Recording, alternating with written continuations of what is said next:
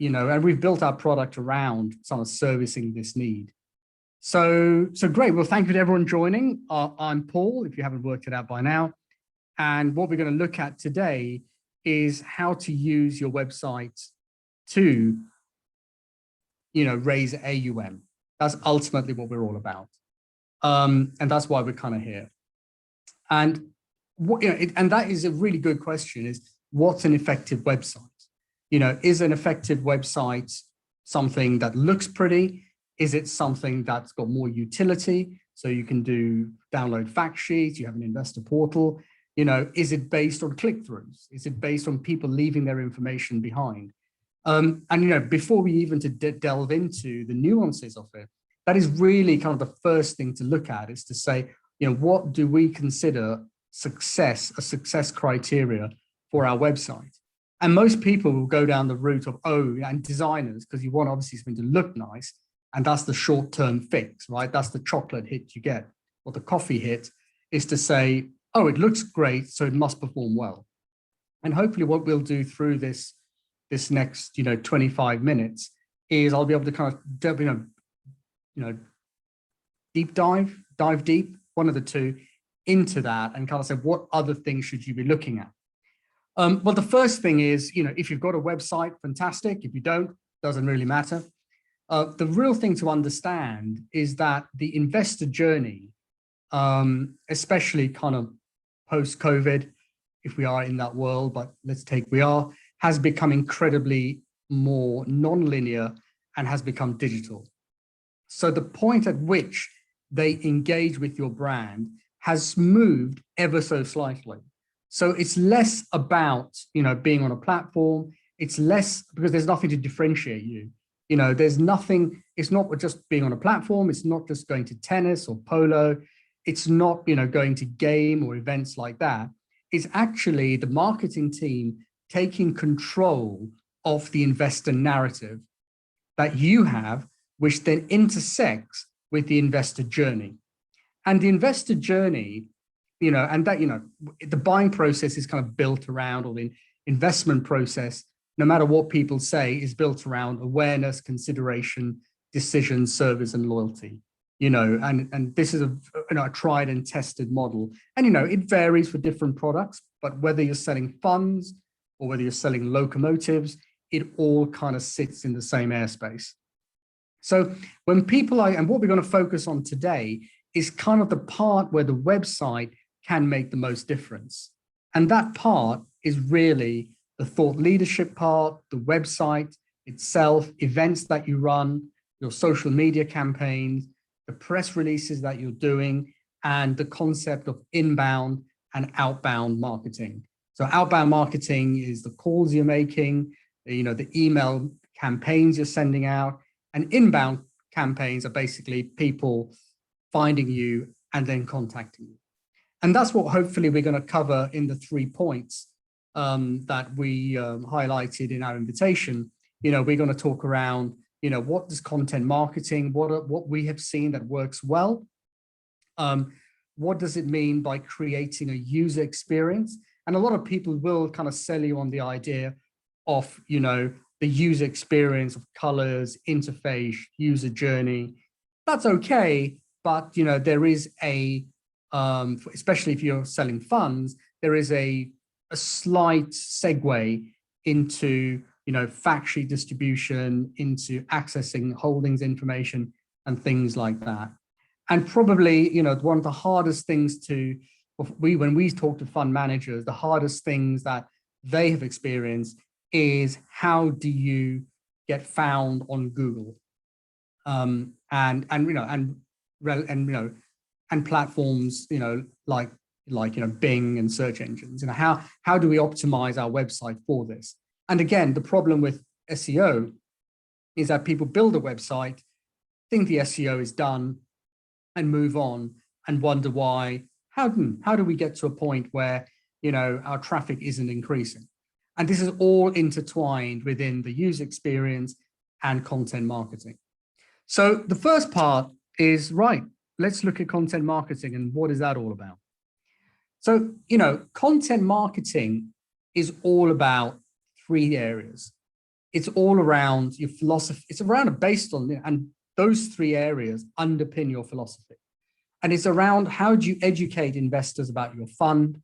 How do you keep people entertained? Which means in many ways, holding their attention. And, how do you enlighten them? And there's a difference in educate, entertain, and enlighten. And they're very, in many ways, they're very different, but they're subtly different. And that's the key. And, and what this ultimately does, it gives you the credibility and ultimately in our industry, the trust. So you become a trusted source of information, a trusted source of information about a investment strategy or an investment philosophy.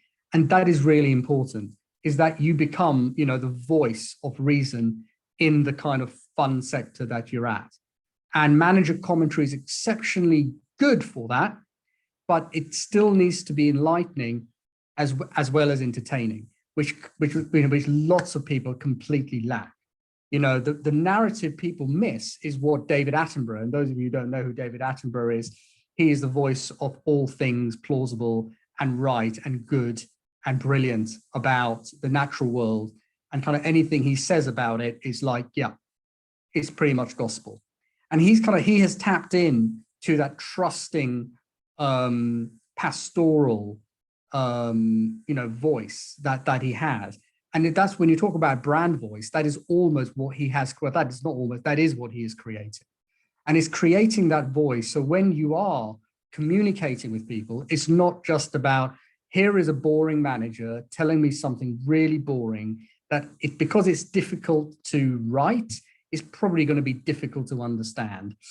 I'll probably leave it to something that's actually pretty light, pretty understanding, not patronizing, kind of makes sense. Okay. So that really is kind of the philosophy that, maybe you're doing it already, maybe it's a slight change in attitude that, you need to think about. And that's what pretty much the model we have used at Pro FundCom. So this Christmas, if you are looking for a book to buy, soon to come on Amazon is a book that I've written, and it's a shameless plug. It's going to educate you a little bit. It may entertain you a little bit. It may even enlighten you a little bit. But this book, Marketing to the Invisible Investor, is available at your favorite download place. So leaving that shameless plug aside, I've always wanted to come after Richard Attenborough. So there I go. I've done it. Kick that off my bucket list. Happy days. So now I'm sandwiched between David Attenborough, not Richard, that's his brother, and Ray Dalio. So there we go. I'm number 2. And Ray Dalio, again, pretty much what Ray says. We all kind of take it in our industry. So yeah, that must be right because Ray's saying it. And whatever you say about, whether you kind of, you follow what he says, you follow him on, Bloomberg, or you follow him on LinkedIn or Twitter, he has got 3 really, really solid, pillars and words that, that he uses when he's promoting what they do. And he always has it in this order. He talks about investment strategy. So whenever you're talking about your fund, talk about investment strategy. Talk about your attitude to risk. Because believe it or not, even though people say we care about performance, they don't. Those long-term investors really want to know about your brand, kind of the David Attenborough voice of your brand, but also want to know, what do you guys really, for the long term, what do you care about? So yeah, performance is just like a jolt and a caffeine hit. Yeah, performance is great, we'll invest in those. But it's actually targeting investors who want to know about your investment strategy and your attitude to risk. You see, and that is really, these two ways of doing things, being the thought leader, being the trusted voice, and at the same time, not shamelessly plugging an awful book that you've written during lockdown because you didn't want to learn the guitar is just not the way to do it. It really is, kind of finding the middle ground between what Attenborough says and what Dalio has to say, and kind of putting those together. So once you've kind of created the content, the challenge is being regular with the content. And this is where you just need a diary to say, on this particular day, every month, we are going to be generating content. We're going to get it copywritten. If the content is long form, we can split it up into shorter forms so we can distribute it on social media. But fundamentally, content is king in website marketing, in any kind of digital marketing. So once you've, like I've said, once you've created these thought leadership pieces, is how do you bring them front of mind? And what you've basically got to do, the first part of this, is being able to distribute this on a consistent basis on your website. And, hopefully you've got something that looks a bit like this on your website where, content is available. And these are two of our clients who do an incredibly good job of actually going to portfolio managers, taking in content, creating short and long form versions of that content, being regular with it, and having imagery that kind of ties in so that, it either ties in. So Fulcrum have a particular brand style they use, a Legg Mason have a slightly different brand style, but it's all communicating information. And that again becomes really important because that feeds into the inbound marketing of how people find you on Google. And I'll take you through that as we go through the presentation. So that's kind of content marketing. The content marketing part is creating great content and finding ways to distribute it on a regular cycle. So what this then feeds into is once people have kind of hit your website, what does their digital engagement look like with you, with your fund over time? And what that really needs to look like is any kind of digital output you're producing ties in to your brand, your voice, your website, and your narrative. And what I pulled out here is probably the best email template, without doubt, that I have seen in the last 20 years. And it comes from Guinness Asset Management. And this really does take the data that fund managers want to distribute, makes it appear in a really clean way with tables, with content, with calls to action. And as you scroll down, more information about the fund. And, if someone was to copy this, this is not a bad place to start. And, when people do ask us, and it's on our website, the best 5 emails from the last, 6 months, I think, it's on our website. This outperforms everything that's out there. And it's still quite an old email template, but it definitely covers what Guinness are trying to do with their brand. Another email is Martin Curry, and they use a slightly different format. They are trying to push different types of information, single strategy, details about the fund, and they do spend a lot of time making sure that what they put on their website fits the narrative of their emails, and even the voice that they're using, the way they write things, ties in. And whilst these are all subconscious, this is all signaling. This is all signaling that's creating subjective value in the investor's mind that not only are we considering them, but we feel that there's some joined up operations that sit in this company. It's not just a blast of an email that's going out badly formatted. It actually ties in. And these signals are really important in the psychology of making a choice. And there's a whole science behind, the science of choice and the illusion of choice. And, the reason why, when you go into a restaurant, people say red wine or white wine. They don't give you any other option. There's whiskey on the menu, but on the drinks list, but, nobody, you don't have that choice. And there's an illusion of choice and how you will pay, £30 or $30 for a bottle of wine in a particular restaurant and 130 somewhere else. And all these things all tie in to the behavioral science that actually goes into marketing. And when people talk about digital marketing, it's actually behavioral science that's going on because there's so many touch points that you can actually track.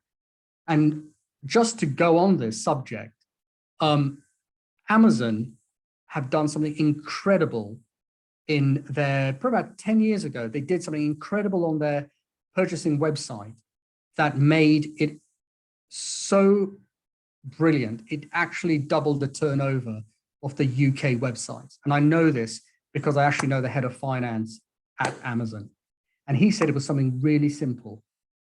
when people go to Amazon, and you know that in a kind of the earliest days in the UK, you had to register.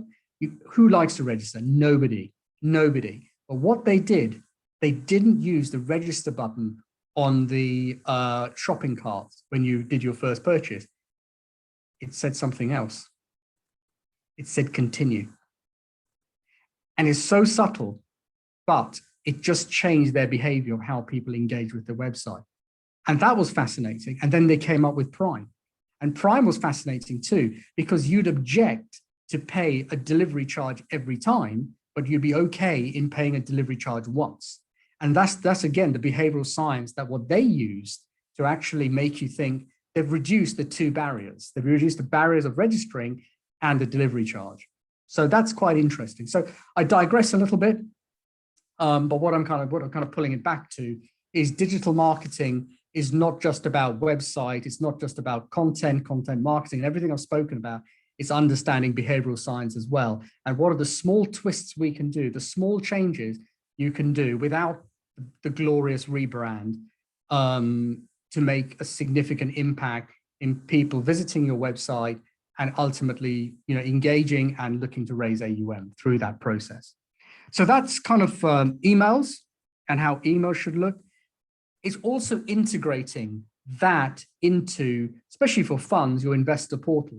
So if you've got an investor experience, if you've got investors that want to know their holdings, the guys at Generali and the guys at Merian just do a fantastic job. I know Merian is powered by Ketosis. I'm not quite sure who Generali use, but again, it's a specialist provider that really understand the intersection between creating boring data to an interface that is really accessible, that's simple, that creates a summary and detailed view of the data, as well as is easy to navigate. So once you've kind of covered that, you've got your emails tying into your website, you've got your marketing, investor portal tying in. The last thing to kind of look at is, your social footprint. And it's one of those things, again, it's signaling, is anyone going to buy your fund because, they've just found you on Twitter or LinkedIn or, dare I say, Instagram? Aberdeen, whatever Aberdeen call themselves nowadays, is now on Insta right now. Well, they won't. But it's that whole joined up thinking. Is there a thought piece that's sitting on LinkedIn that will provoke an action, that will mean someone coming to the website, downloading some commentary, downloading something. And what it also does, by being a thought leader and talking about investment strategy, attitude to risk, you are not soliciting people. And before this webinar, I did get a few emails, people saying, well, how do you avoid solicitation? And you avoid solicitation just by being a thought leader. And that is a very, very neat way around it. And yes, until they get thought police and until it's 1984 all over again, I think, it's legitimate, it's compliant, and is a very, very good way to kind of get your thoughts out there and, attract people to you and, build the trust and everything that kind of ties in with that.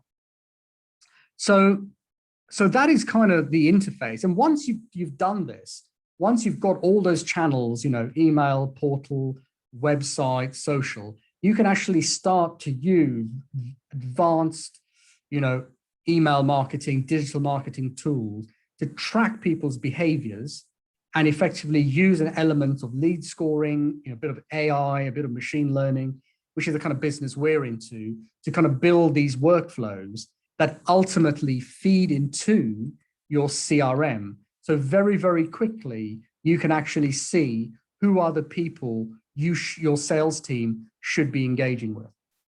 And, and that's a massive leap, right?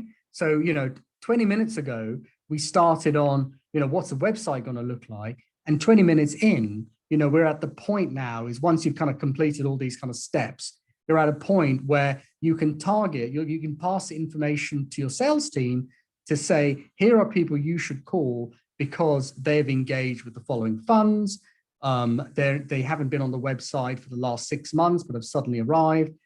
They're downloading lots of information about this particular fund and pushing this information straight into a CRM. And that is why, marketing has got such a bad rap, because, marketing is effectively doesn't seem to be a core, a core business function, because it never really has generated any kind of AUM. And I think over the last 20 years, when we started ProFundCom, Charles and myself, that was the bridge we were trying to cross. It was a bridge that was the marketing activity that manager is doing versus the sales activity that the same manager, when I say manager, the same firm is doing. And a lot of our success at ProFundCom has interestingly not been with the Aberdeens of the world, not with the big asset managers, because they just all run in silos. Marketing want to build things that look pretty, and sales guys just want to go out talking to their usual pool of people and getting a $6 million mandate from, UBS or something like that.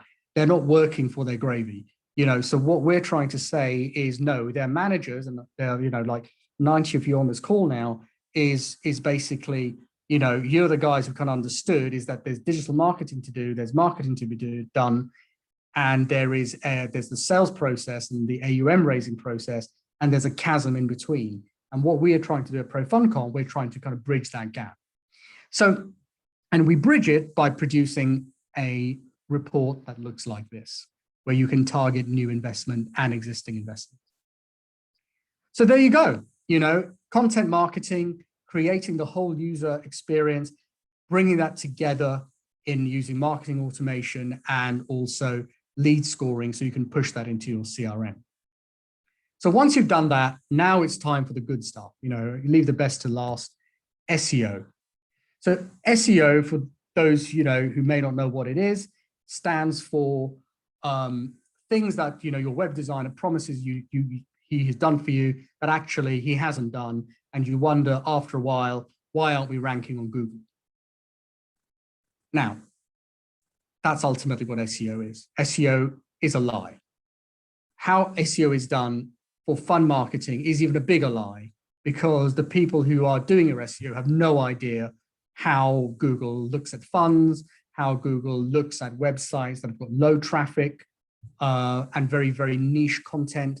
So what is the secret to SEO for fund managers? Well, the first thing is SEO is all about finding ways for people to find you. And we've kind of built this chart, and this chart is actually rejigged, and it's come from a business consultant that I work with. And we've done the analysis saying the slowest way and the hardest way to engage with people is the thing that you get sold the most, which is SEO and Google Ads. That is like the slowest and the hardest way to do things. Ads are quick. SEO is slow. Ads are quick, but it's still hard to actually generate any return on investment from that.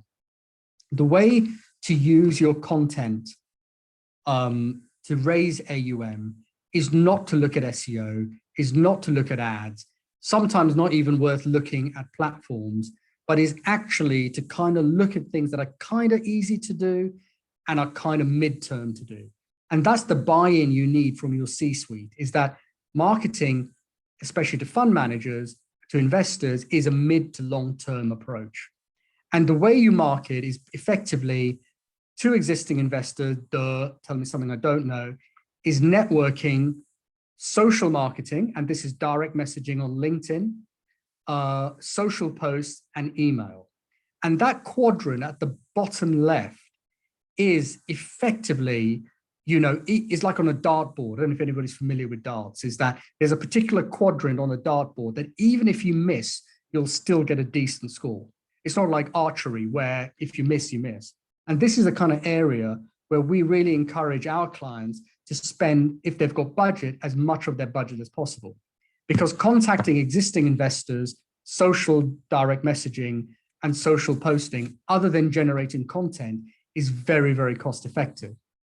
And email in itself, once you've kind of built that, if you remember that automation chart I showed you earlier on, that effectively builds you a waterfall to actually continually email people over a reasonable period of time so they stay engaged with your brand, your voice, your attitude to risk, and all the kind of stuff you're putting out there. And once you've kind of done that and you become masters of the universe at doing that, that is when it's worth looking at spending marketing dollars, pounds, euros, liras, whatever, on SEO and ads. And then I would say, if I was to pick one, it would be SEO. But the key thing here is when you're generating SEO, don't get caught in the traps of using, guest bloggers who just put lots of random keywords in your email.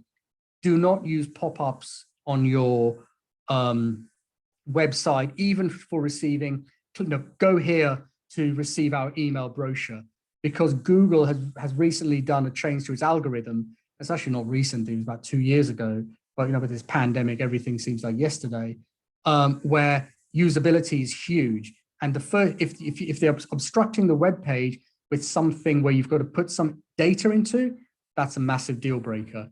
Making sure that your website has all its titles and descriptions, that you're not writing mediocre content, that you're not buying links in to say, link to this website and Google will rank you. Google is way smarter than anyone you are working with on SEO. Don't do that, and don't put rubbish heavy keywords like our hedge fund is the best kind of thing in your content. Do not do that. And if anybody says that this is what they'll do for you, which they will do on Fiverr, which is a website, or all these kind of fly-by-night consultants, do not use them. If you are going to use an SEO consultant, do one that actually comes from a company. And the reason you do this from a company, because what we've found is they know the kind of the nuances of what they're experiencing with other clients, so they can kind of bring that in. The one trick for SEO that works for fund managers is actually a free product. And that product is called Keywords Everywhere. It's a plugin to Google, to Chrome. And what you do is you go in, and in this case, I've typed in long only hedge funds. So let's say that's what you want to be found on. Well, guess what? You probably won't, especially if you're starting up. But what this tool does on the right-hand side, it actually pulls out what they call related keywords, and people also searched for.